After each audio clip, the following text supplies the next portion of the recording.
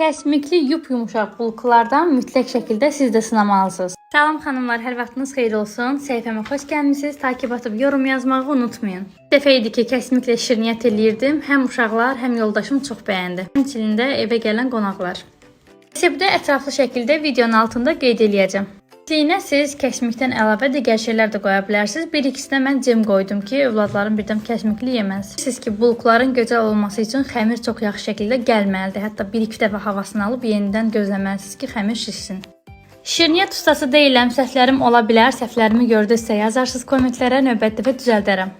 Uşaqlı bir ana olaraq ara bir həvəskar çəkilişlər edirəm və ondan əlavə də onlayn biznesdə çalışıram. Səhifəmdə qadınlara aid maraqlı videolar çoxdur, ona görə takib atın ki, izləmədə qalasınız. 80 dərəcədə qoydum bişməyə, qəşəng şişdi, qabardı, şişənə qədər qapağı açmadım. Resepti ətraflı şəkildə videonun altına qeyd eləyəcəm, amma yenə də nəsə aydın olmasa yazmağa çəkinmə. Bütün tutulan orucları qəbul etsin, özünüzdən müğayyət olun, Allaha əmanət olun.